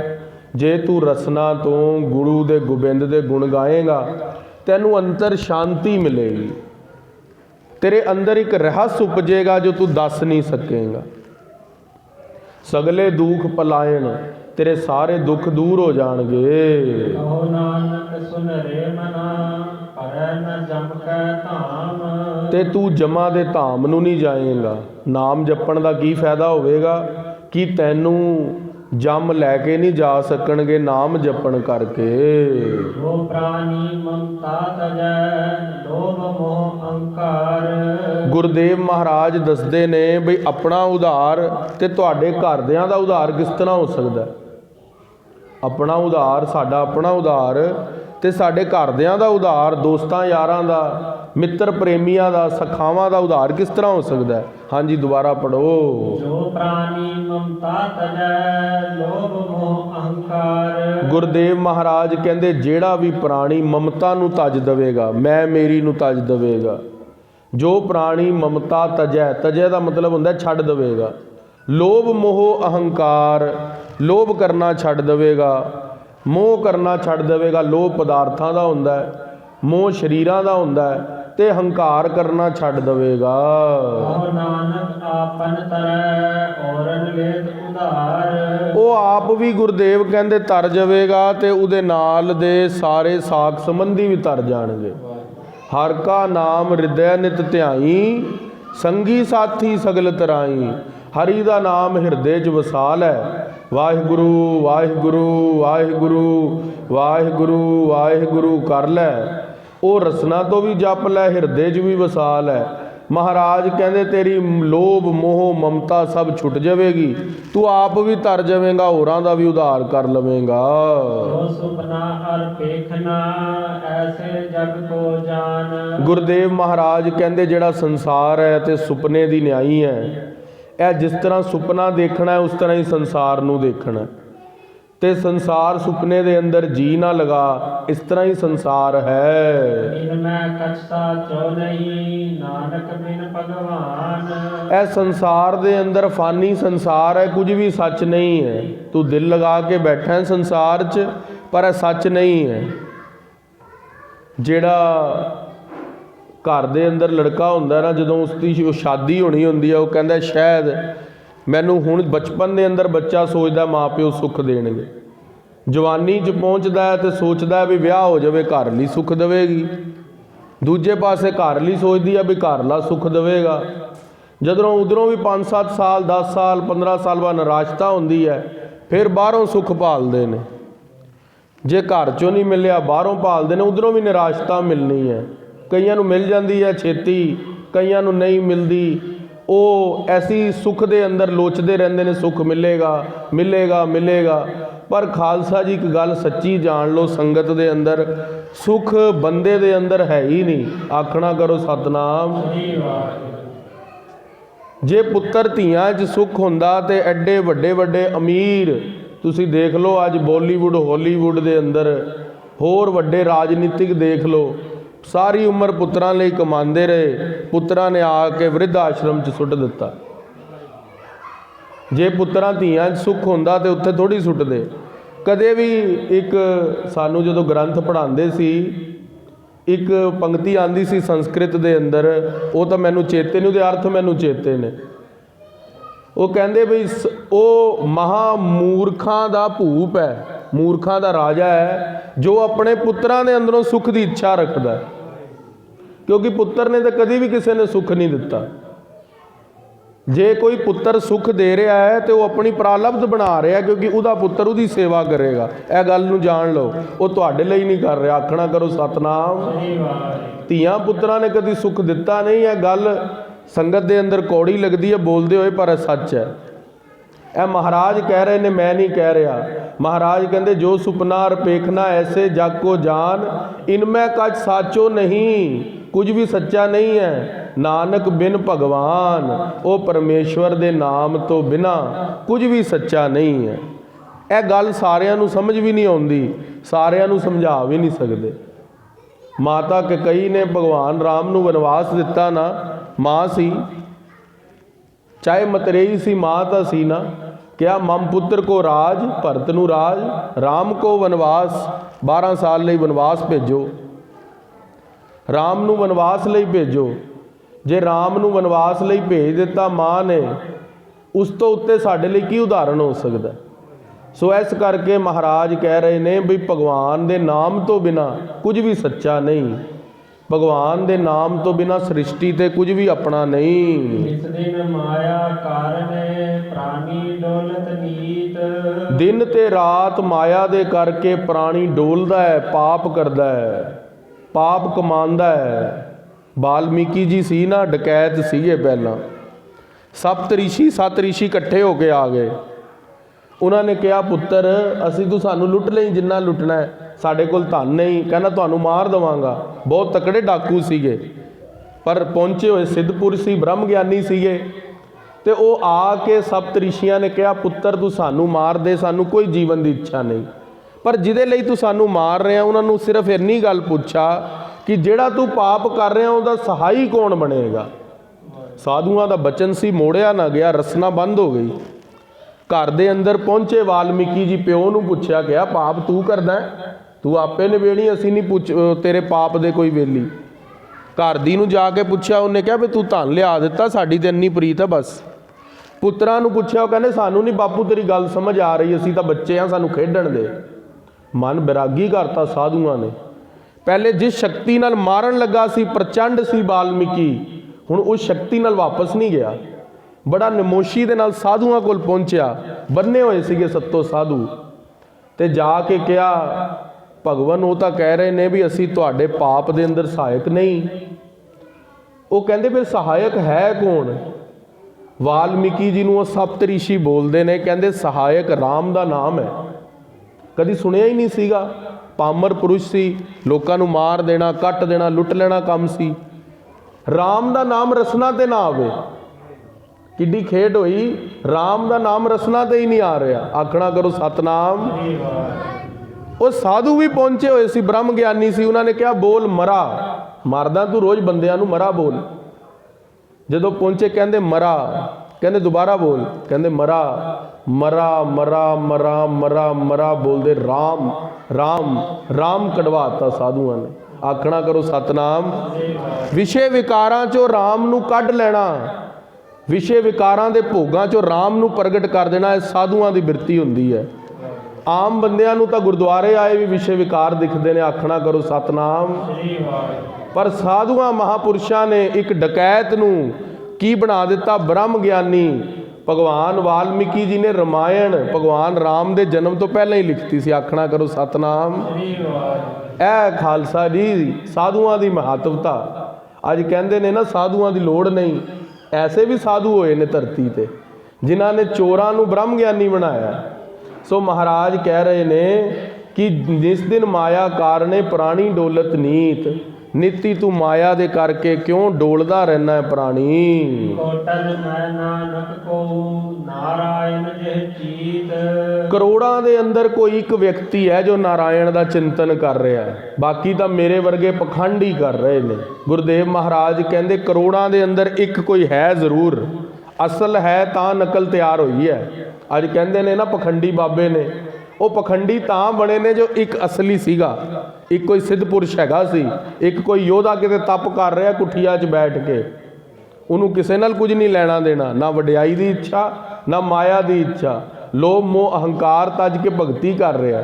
ਉਸ ਨੂੰ ਦੇਖ ਕੇ ਕਈਆਂ ਨੇ ਦੁਕਾਨ ਖੋਲ ਲਈ, ਉਹ ਗੱਲ ਅਲੱਗ ਹੈ, ਪਰ ਅਸਲ ਹੈ ਜ਼ਰੂਰ। ਗੁਰੂ ਤੇਗ ਬਹਾਦਰ ਸਾਹਿਬ ਮਹਾਰਾਜ ਕਹਿੰਦੇ ਕੋਟਨ ਮੈਂ, ਕੋਟਨ ਕਹਿੰਦੇ ਨੇ ਕਰੋੜਾਂ 'ਚੋਂ, ਕੋਟਨ ਮੈਂ ਨਾਨਕ ਕਉ ਨਾਰਾਇਣ ਜਿਹ ਚੀਤ। ਕੋਈ ਇੱਕ ਵਿਅਕਤੀ ਜ਼ਰੂਰ ਹੈ ਜੋ ਭਜਨ ਕਰ ਰਿਹਾ ਹੈ। ਜੈਸੇ ਜਨਤੇ ਬੁੱਧਬੁਦਾ ਉਪਜੈ ਜਿਨਸੈ ਨੀਤ। ਗੁਰਦੇਵ ਮਹਾਰਾਜ ਕਹਿੰਦੇ ਇਹ ਸ੍ਰਿਸ਼ਟੀ ਕਿਸ ਤਰ੍ਹਾਂ ਦੀ ਹੈ? ਜਿਸ ਤਰ੍ਹਾਂ ਤੁਸੀਂ ਦੇਖਿਆ ਹੋਏਗਾ ਜਦੋਂ ਮੁਸਲਾਧਾਰ ਵਰਸ਼ਾ ਹੋ ਰਹੀ ਹੁੰਦੀ ਹੈ, ਇੱਕ ਬੁਲਬੁਲਾ ਪੈਦਾ ਹੁੰਦਾ, ਉਸ ਤੇ ਬੂੰਦ ਗਿਰਦੀ ਹੈ, ਉਹ ਨਾਸ਼ ਹੋ ਜਾਂਦਾ, ਫਿਰ ਅਗਲਾ ਪੈਦਾ ਹੋ ਜਾਂਦਾ। ਮਹਾਰਾਜ ਕਹਿੰਦੇ ਇਹ ਜਗਤ ਵੀ ਉਸ ਤਰ੍ਹਾਂ ਦਾ ਹੀ ਹੈ। ਜੈਸੇ ਜਲ ਤੇ ਬੁਦਬੁਦਾ ਉਪਜੈ ਬਿਨਸੈ ਨੀਤ। ਜਗ ਰਚਨਾ ਪੈਦਾ ਹੋ ਰਹੀ ਹੈ, ਖਤਮ ਹੋ ਰਹੀ ਹੈ। ਪਤਾ ਨਹੀਂ ਕਿੰਨੇ ਕਰੋੜਾਂ ਦੇ ਪੂਰ ਰੋਜ਼ ਜਨਮ ਰਹੇ ਨੇ, ਪੂਰ ਦੇ ਪੂਰ ਹੀ ਮਰ ਰਹੇ ਨੇ। ਇਸ ਕਰਕੇ ਮਹਾਰਾਜ ਕਹਿੰਦੇ ਆ ਜਗਤ ਬੁਲਬੁਲੇ ਦੀ ਨਿਆਈ ਹੈ। ਜਗ ਰਚਨਾ ਤੈ ਸੇ ਰਚੀ ਕਉ ਨਾਨਕ ਸੁਨ ਮੀਤ। ਜਗਤ ਦੀ ਰਚਨਾ ਮਹਾਰਾਜ ਕਹਿੰਦੇ ਮਿੱਤਰ ਪਿਆਰੇ ਭਗਤ ਸੰਤ ਜਨੋ ਇਸ ਤਰ੍ਹਾਂ ਦੀ ਹੋਈ ਹੈ, ਜਿਸ ਤਰ੍ਹਾਂ ਬੁਲਬੁਲੇ ਨੇ ਖਤਮ ਹੋ ਜਾਣਾ ਛਿਨ ਭੰਗਰ ਹੀ, ਉਸੀ ਤਰ੍ਹਾਂ ਇਹ ਸੰਸਾਰ ਹੈ। ਪ੍ਰਾਨੀ ਕਛੂ ਨ ਚੇਤਈ ਮਦ ਮਾਇਆ ਕੈ ਅੰਧ। ਹੇ ਪ੍ਰਾਣਾ ਧਾਰੀ ਜੀਵ, ਤੂੰ ਮਾਇਆ ਦੇ ਵਿੱਚ ਅੰਨਾ ਹੋ ਕੇ ਕੁਝ ਵੀ ਚੇਤੇ ਨਹੀਂ ਕਰਦਾ, ਨਾਮ ਨਹੀਂ ਜਪਦਾ, ਕੁਝ ਭਜਨ ਵਾਲੀ ਗੱਲ ਨਹੀਂ ਕਰਦਾ, ਮਾਇਆ ਦੇ ਅੰਦਰ ਫਸਿਆ ਹੋਇਆ। ਜੜ ਮਾਇਆ 'ਚ ਤੇ ਚੇਤਨ ਮਾਇਆ 'ਚ। ਹੋਰ ਧਨ ਕਮਾ ਲਵਾਂ, ਹੋਰ ਪਰਾਈ ਇਸਤਰੀਆਂ ਨੂੰ ਦੇਖ ਲਵਾਂ, ਤੇਰੇ ਮਨ ਦੇ ਅੰਦਰੋਂ ਲੋਭ ਘਟਦਾ ਨਹੀਂ। ਕਹੋ ਨਾਨਕ ਬਿਨ ਹਰ ਭਜਨ ਪਰਤ ਤਾਹੇ ਜਮ ਪੰਧ। ਗੁਰਦੇਵ ਮਹਾਰਾਜ ਕਹਿੰਦੇ ਹਰੀ ਦਾ ਭਜਨ ਕਰ ਲੈ, ਨਹੀਂ ਤਾਂ ਕੀ ਹੋਵੇਗਾ। ਜਿਸ ਤਰ੍ਹਾਂ ਕਈ ਬੰਦੇ ਕਹਿੰਦੇ ਨੇ ਜੀ ਅਸੀਂ ਨਹੀਂ ਭਜਨ ਕਰਦੇ, ਅਸੀਂ ਨਹੀਂ ਮੰਨਦੇ, ਵਾਹਿਗੁਰੂ ਦਾ ਨਾਮ ਕੀ ਅਸੀਂ ਨਹੀਂ ਮੰਨਦੇ, ਅਸੀਂ ਨਹੀਂ ਭਜਨ ਕਰਦੇ। ਮਹਾਰਾਜ ਕਹਿੰਦੇ ਭਜਨ ਕਰ ਲੈ, ਪਰਤ ਤਾਹੇ ਜਮ ਫੰਦ। ਨਹੀਂ ਤੇ ਜਮਾਂ ਦੀ ਫਾਈ ਤੈਨੂੰ ਕੇਸਾਂ ਤੋਂ ਆ ਕੇ ਫੜ ਲਏਗੀ, ਤੈਨੂੰ ਲੈ ਕੇ ਨਰਕਾਂ ਨੂੰ ਜਾਵੇਗੀ ਜੇ ਹੁਣ ਭਜਨ ਨਹੀਂ ਕਰੇਗਾ। ਜੋ ਸੁਖ ਕੋ ਚਾਹੇ ਸਦਾ ਸਰਨ ਰਾਮ ਕੀ ਲੈ। ਹੁਣ ਗੁਰਦੇਵ ਮਹਾਰਾਜ ਕਹਿੰਦੇ ਸੁੱਖ ਤਾਂ ਸਾਰੇ ਹੀ ਚਾਹੁੰਦੇ ਆ, ਕੋਈ ਸੰਤ ਹੋਵੇ, ਭਗਤ ਹੋਵੇ, ਕਥਾਵਾਚਕ ਹੋਵੇ, ਗਿਆਨੀ ਹੋਵੇ, ਕਿਹਨੂੰ ਸੁੱਖ ਨਹੀਂ ਚਾਹੀਦਾ। ਫਿਰ ਮਹਾਰਾਜ ਉਹ ਸੁੱਖ ਦੀ ਜੁਗਤੀ ਦੱਸਦੇ ਨੇ। ਜੋ ਸੁਖ ਕੋ ਚਾਹੇ ਸਦਾ, ਜੋ ਸੁਖ ਕੋ ਚਾਹੇ ਸਦਾ, ਜੋ ਸੁਖ ਕੋ ਚਾਹੇ ਸਦਾ, ਜੋ ਸੁਖ ਕੋ ਚਾਹੇ ਸਦਾ। ਸਰਨ ਰਾਮ ਕੀ ਲੇਹ, ਸਰਨ ਰਾਮ ਕੀ ਲੇਹ। ਰਾਮ ਕੀ ਲੈ, ਸਰਨ ਰਾਮ ਕੀ ਲੈ। ਵਾਹਿ ਵਾਹਿਗੁਰੂ ਵਾਹਿਗੁਰੂ ਵਾਹਿਗੁਰੂ ਜੀ, ਸਤਨਾਮ ਸਤਨਾਮ ਸਤਨਾਮ ਜੀ। ਵਾਹਿਗੁਰੂ ਵਾਹਿਗੁਰੂ ਵਾਹਿਗੁਰੂ ਜੀ, ਸਤਨਾਮ ਸਤਨਾਮ ਸਤਨਾਮ ਜੀ। ਜੋ ਸੁਖ ਕੋ ਚਾਹੈ ਸਦਾ, ਸਰਨ ਰਾਮ ਕੀ ਲੇਹ। ਜੋ ਸੁਖ ਕੋ ਚਾਹੈ ਸਦਾ, ਸਰਨ ਰਾਮ ਕੀ ਲੇਹ। ਗੁਰਦੇਵ ਸੱਚੇ ਪਾਤਸ਼ਾਹ ਕਹਿੰਦੇ ਤੂੰ ਸਦਾ ਹੀ ਸੁਖ ਚਾਹਨਾ ਹੈ ਨਾ ਜ਼ਿੰਦਗੀ 'ਚ, ਤੇ ਰਾਮ ਦੇ ਨਾਮ ਦੀ ਸ਼ਰਨ ਲੈ ਲੈ। ਭਗਵਾਨ ਵਾਲਮੀਕੀ ਨਾਰਾਇਣ ਦੇ ਅੰਦਰ ਇਹ ਗੱਲ ਲਿਖਦੇ ਨੇ, ਕਹਿੰਦੇ ਰਾਮ ਦੇ ਨਾਮ ਤੋਂ ਵੀ ਵੱਡੀ ਵਡਿਆਈ ਭਗਵਾਨ ਰਾਮ ਦੇ ਨਾਮ ਦੀ ਹੈ। ਜਦੋਂ ਸਮੁੰਦਰ ਦੇ ਅੰਦਰ ਪੱਥਰ ਸੁੱਟੇ ਸੀ ਨਾ ਬਾਂਦਰਾਂ ਨੇ, ਭਗਵਾਨ ਰਾਮ ਨੇ ਪਹਿਲਾ ਪੱਥਰ ਇੱਦਾਂ ਹੀ ਸੁਟਵਾ ਦਿੱਤਾ ਸੀ। ਅਗਲੇ ਪੱਥਰ ਤੇ ਨਲ ਨੀਲ ਨੂੰ ਕਿਹਾ ਰਾਮ ਲਿਖੋ, ਰਾਰਾ ਕੰਨਾ ਦੇ ਮੰਮਾ ਰਾਮ ਲਿਖ ਕੇ ਪੱਥਰ ਪਾਇਆ ਤੇ ਉੱਤੇ ਤਰਨ ਲੱਗ ਪਿਆ। ਤੇ ਭਗਵਾਨ ਨੇ ਦੱਸਿਆ ਵੀ ਜੋ ਪੱਥਰ ਨਾਮ ਤੋਂ ਬਗੈਰ ਹੁੰਦੇ ਨੇ ਉਹ ਡੁੱਬ ਜਾਂਦੇ ਨੇ। संसार में जो जीव नाम के बगैर जीते हैं वो संसार सागर के अंदर डूब जाते हैं। जो भगवान का राम हृदय रूपी अपने इस कठोर पत्थर पर लिख लेते हैं वह उसी पत्थर की तरह तर जाते हैं जो भगवान राम ने सीता मैया के लिए पुल तैयार करवाते समय तैयार किया और वो पत्थर तर गए। आखना करो सतनाम। उसी प्रकार वो पत्थर भी तर जाएंगे। साढ़े हृदय कठोर ने ना पत्थरां दे न्याई पक्के हो गए ने। किसी ਨੂੰ ਵੀ ਕਬੂਲ ਬੋਲ ਦਿੰਨੇ ਆ, ਕਿਸੇ ਦਾ ਵੀ ਕਮੈਂਟ ਲਾਣੇ ਆ, ਦਿਲ ਢਾ ਦਿੰਨੇ ਆ। ਮਹਾਰਾਜ ਕਹਿੰਦੇ ਆ ਜਿਹੜਾ ਦਿਲ ਹੈ ਨਾ ਬੰਦੇ ਦਾ, ਇਹ ਪਰਮੇਸ਼ਵਰ ਦਾ ਘਰ ਹੈ। ਇੱਕਦਮ ਕੋੜਾ ਬੋਲ ਕੇ ਢਾ ਨਾ ਦਿਆ ਕਰ, ਪਰਮੇਸ਼ਵਰ ਦਾ ਦਿਲ ਢਾਣਾ ਹੈ ਤੂੰ। ਇਹ ਜਿਹੜਾ ਖਾਲਕ ਖਲਕ ਖਲਕ ਮੈਂ ਖਾਲਕ, ਜਿਹੜੀ ਜਿੰਨੀ ਸ੍ਰਿਸ਼ਟੀ ਦਿਖ ਰਹੀ ਹੈ ਨਾ ਪਰਮੇਸ਼ਵਰ ਦੀ ਹੈ। ਅਸੀਂ ਕਿਸੇ ਨੂੰ ਕੋੜਾ ਬੋਲ ਦਿੰਨੇ ਆ, ਤੂੰ ਕਹਿ ਕੇ ਬੋਲ ਦਿੰਨੇ ਆ, ਪਰੇ ਹੋ ਕਹਿ ਦਿੰਨੇ ਆ। ਮਹਾਰਾਜ ਕਹਿੰਦੇ ਉਹਦੇ ਅੰਦਰ ਰੱਬ ਵਸਦਾ ਹੀ ਦਿਲ 'ਚ। ਜੇ ਤੈਨੂੰ ਨਹੀਂ ਦਿਸਿਆ ਪਰ ਵਸਦਾ ਤਾਂ ਹੈ ਨਾ। ਇਹ ਗੱਲ ਕਿਹਨੂੰ ਨਹੀਂ ਪਤਾ ਵੀ ਹਿਰਦੇ 'ਚ ਰੱਬ ਵਸਦਾ। ਪਰ ਮਹਾਰਾਜ ਕਹਿੰਦੇ ਤੂੰ ਕੋੜਾ ਬੋਲ ਕੇ ਕਮੈਂਟ 'ਚ ਢਾ ਦੇਣਾ। ਆਖਣਾ ਕਰੋ ਸਤਨਾਮ। ਪਰ ਇਹਦਾ ਮਤਲਬ ਇਹ ਨਹੀਂ ਕਿ ਵਿਵਹਾਰਿਕ ਘਰ ਦੇ ਅੰਦਰ ਵਿਵਹਾਰ ਛੱਡ ਦੇਣਾ। ਹੁਣ ਪੁੱਤਾਂ ਨੇ ਤਾਂ ਪਿਓ ਨੂੰ ਗੁੱਸਾ ਕਰਨਾ ਹੀ ਹੈ ਨਾ। ਆਖਣਾ ਕਰੋ ਸਤਨਾਮ। ਕਈ ਵਾਰੀ ਗੱਲ ਦਾ ਕਈ ਉਲਟ ਮਤਲਬ ਵੀ ਲੈ ਲੈਂਦੇ ਨੇ। ਇੱਕ ਵਾਰੀ ਦਾਸ ਨੇ ਗੱਲ ਕਹੀ ਤੇ ਉਹ ਇੱਕ ਭੈਣ ਜੀ ਆਏ, ਕਹਿੰਦੇ ਜੀ ਮੇਰੇ ਘਰਲਾ ਬਹੁਤ ਗੁੱਸਾ ਕਰਦਾ ਹੈ। ਉਹ ਵਿਵਹਾਰਿਕ ਜੀਵਨ ਦੀ ਗੱਲ ਨਹੀਂ ਚੱਲ ਰਹੀ, ਇਹ ਗੱਲ ਚੱਲ ਰਹੀ ਹੈ ਪਰਮਾਰਥਿਕ ਜੀਵਨ ਲਈ। ਪਰਮਾਰਥਿਕ ਜੀਵਨ ਦੇ ਅੰਦਰ ਸਾਨੂੰ ਕਿਸੇ ਨੂੰ ਸਮਝੀ ਦੇ ਨਾਲ ਕੌੜਾ ਨਹੀਂ ਬੋਲਣਾ। ਆਖਣਾ ਕਰੋ ਸਤਨਾਮ। ਸੋ ਮਹਾਰਾਜ ਕਹਿੰਦੇ ਨੇ ਜੇ ਤੂੰ ਸਦਾ ਸੁੱਖਾਂ ਨੂੰ ਚਾਹੁੰਦਾ ਰਾਮ ਦੇ ਨਾਮ ਦੀ ਸ਼ਰਨ ਲੈ। ਮਹਾਰਾਜ ਕਹਿੰਦੇ ਬੜੀ ਔਖੀ ਮਿਲੀ ਹੈ ਮਨੁੱਖਾਂ ਦੀ ਜੂਨ, ਬਹੁਤ ਔਖੀ ਮਿਲੀ ਹੈ। ਭਈ ਪ੍ਰਾਪਤ ਮਾਨੁਖ ਦੇ ਹੁਰੀਆ, ਗੋਬਿੰਦ ਮਿਲਣ ਕੀ ਇਹ ਤੇਰੀ ਬਰੀਆ। ਇਹ ਤੇਰੀ ਵਾਰੀ ਹੈ ਵਾਹਿਗੁਰੂ ਨੂੰ ਮਿਲਣ ਦੀ, ਇਹਨੂੰ ਵਸਾਰੀ ਨਾ। ਬੜੀ ਦੁਰਲਭ ਦੇਹ ਹੈ ਮਨੁੱਖਾਂ ਦੀ। ਮਾਇਆ ਕਾਰਨ ਧਾਵਹੀ ਮੂਰਖ ਲੋਕ ਅਜਾਨ। ਉਹ ਮੂਰਖ ਵਿਅਕਤੀ ਹੁੰਦੇ ਨੇ ਜੋ ਮਾਇਆ ਦੇ ਕਰਕੇ ਇੱਧਰ ਉੱਧਰ ਧਾਵਦੇ ਨੇ ਵੀ ਧਨ ਆ ਜਾਵੇ, ਹੁਣ ਇਹ ਹੋਰ ਧਨ ਆ ਜਾਵੇ, ਹੁਣ ਹੋਰ ਪਦਾਰਥ ਆ ਜਾਣ, ਧੀਆਂ ਪੁੱਤਰ ਸੁੱਖ ਦੇਣਗੇ। ਉਹ ਮਾਇਆ ਦੇ ਅੰਦਰ ਹੀ ਦਿਨ ਰਾਤ ਭੱਜੇ ਫਿਰਦੇ ਨੇ। ਮਹਾਰਾਜ ਕਹਿੰਦੇ ਉਹ ਬਹੁਤੇ ਸਿਆਣੇ ਨਹੀਂ। ਕਹੋ ਨਾਨਕ ਬਿਨ ਹਰ ਭਜਨ ਬਿਰਥਾ ਜਨਮ ਸਿਰਾਨ। ਮਹਾਰਾਜ ਕਹਿੰਦੇ ਹਰੀ ਦੇ ਨਾਮ ਤੋਂ ਬਿਨਾ ਬਿਰਥਾ ਹੀ ਜਨਮ ਸਿਰਾਨ ਬਤੀਤ ਹੋ ਰਿਹਾ ਹੈ। ਪ੍ਰਾਨੀ ਨਿਸ ਦਿਨ ਭਜੈ ਰੂਪ ਰਾਮ ਦੇਹ ਜਾਨ। ਹੁਣ ਮਹਾਰਾਜ ਕਹਿੰਦੇ ਬਈ ਹਰੀ ਦੇ ਭਗਤ ਕੈਸੇ ਨੇ, ਹਰੀ ਦੇ ਭਗਤ ਕੈਸੇ ਨੇ। ਗੁਰਦੇਵ ਮਹਾਰਾਜ ਬੜਾ ਸੁੰਦਰ ਲਿਖਦੇ ਨੇ। ਮਹਾਰਾਜ ਕਹਿੰਦੇ ਹਾਂਜੀ ਦੁਬਾਰਾ ਪੜੋ ਜੀ। ਨਿਸ ਦਿਨ ਭਜੈ ਰੂਪ ਰਾਮ ਦੇਹ ਜਾਨ। ਮਹਾਰਾਜ ਕਹਿੰਦੇ ਬਈ ਜੋ ਦਿਨ ਰਾਤ ਭਜਨ ਕਰ ਰਿਹਾ ਨਾ ਹਰੀ ਦਾ, ਉਹ ਰਾਮ ਦਾ ਹੀ ਰੂਪ ਹੈ, ਉਹ ਪਰਮੇਸ਼ਵਰ ਦਾ ਹੀ ਰੂਪ ਹੈ। ਜੋ ਪ੍ਰਾਣੀ ਨਿਸ ਦਿਨ ਭਜੈ, ਜੋ ਪ੍ਰਾਣੀ ਨਿਸ ਦਿਨ ਭਜੈ। ਜੋ ਪ੍ਰਾਣੀ ਨਿਸ ਦਿਨ ਭਜੈ, ਜੋ ਪ੍ਰਾਣੀ ਨਿਸ ਦਿਨ ਭਜੈ। ਰੂਪ ਰਾਮ ਤਿਹ ਜਾਨ, ਰੂਪ ਰਾਮ ਤਿਹ ਜਾਨ। ਰੂਪ ਰਾਮ ਤਿਹ ਜਾਨ, ਰੂਪ ਰਾਮ ਤਿਹ ਜਾਨ। ਹਰ ਜਨ ਹਰ ਅੰਤਰ ਨਹੀਂ, ਹਰ ਜਨ ਹਰ ਅੰਤਰ ਨਹੀਂ। ਹਰ ਜਨ ਹਰ ਅੰਤਰ ਨਹੀਂ, ਹਰ ਜਨ ਹਰ ਅੰਤਰ ਨਹੀਂ। ਨਾਨਕ ਸਾਚੀ ਮਾਨ, ਨਾਨਕ ਸਾਚੀ ਮਾਨ। ਨਾਨਕ ਸਾਚੀ ਮਾਨ, ਨਾਨਕ ਸਾਚੀ ਮਾਨ। ਜੋ ਦਿਨ ਰਾਤ ਉਸ ਵਾਹਿਗੁਰੂ ਦੇ ਸਿਮਰਨ ਵਿੱਚ, ਰਾਮ ਦੇ ਸਿਮਰਨ ਵਿੱਚ ਲੀਨ ਰਹਿੰਦੇ ਨੇ, ਮਹਾਰਾਜ ਕਹਿੰਦੇ ਉਹਨਾਂ ਦੇ ਅੰਦਰ, ਭਗਤਾਂ ਦੇ ਅੰਦਰ ਤੇ ਵਾਹਿਗੁਰੂ ਦੇ ਅੰਦਰ ਕੋਈ ਅੰਤਰ ਨਹੀਂ, ਭੇਦ ਨਹੀਂ। ਦਸਵੇਂ ਪਾਤਸ਼ਾਹ ਨੇ ਲਿਖਿਆ ਨਾ, ਹਰ ਜਨ ਦੋਏ ਏਕ ਹੈ, ਬਿਬ ਵਿਚਾਰ ਕਛ ਨਾਏ। ਜਲ ਤੇ ਉਪਜ ਤਰੰਗ, ਜਿਉ ਜਲ ਹੀ ਬਿਖੈ ਸਮਾਹੇ।